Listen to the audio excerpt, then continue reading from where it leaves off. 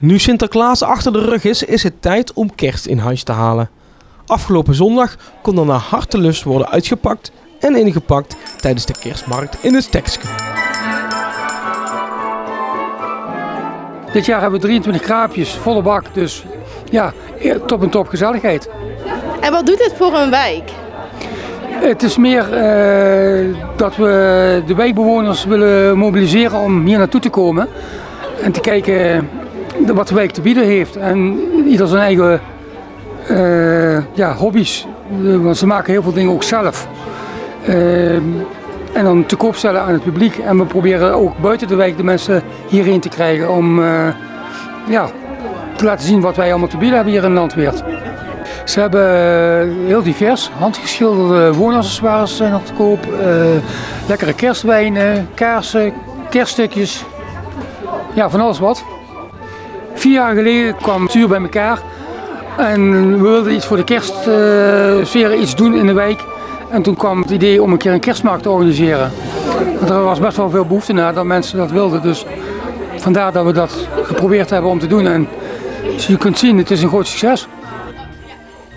Voor het Stekske is de komende jaarwisseling een belangrijk moment. Hoe kijk je terug als voorzitter op het afgelopen jaar? Een bewogen jaar. Voor ons ook een jaar waarin het zogenaamde schoon door de poort toch tot een eind kwam. In die zin dat wij niet schoon door de poort zijn gekomen vanuit gemeente Venray. Maar dat is nog wel een proces wat nog steeds loopt en dit jaar zijn we daar veel mee bezig geweest. Maar qua wijkcentrum en activiteit hier hebben we een heel leuk jaar gehad. We veel bezoekers hebben gehad en wij zijn blij dat we volgend jaar dat voort kunnen zetten in ieder geval. Ja, want 1 januari is een belangrijke datum, denk ik. Hoe ziet de toekomst eruit? De toekomst ziet er positiever uit. Wij hebben in ieder geval vanuit de gemeente wel de verwachting dat het beleid wordt aangepast, waardoor wij hopelijk in de toekomst wel wat steun krijgen van de gemeente. Dat is nog allemaal niet door de raad heen, maar dat is ons gezegd dat het wel in de raad wordt besproken. En ja, dan denken wij dat wij voor de toekomst in ieder geval ook jaarlijks middelen krijgen om het gebouw te blijven onderhouden. Wat nu nog het idee is dat we het zonder steun van de gemeente moeten doen. Ja, en dan wordt het gewoon heel zwaar.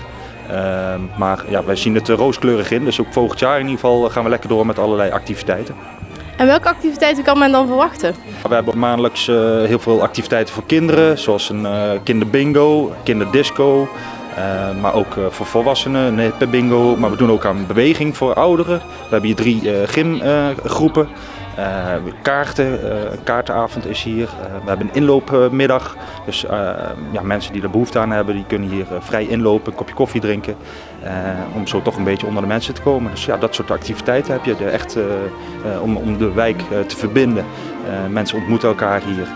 Maar ook daardoor kan je soms signalen oppakken van wijkbewoners die het misschien moeilijk hebben.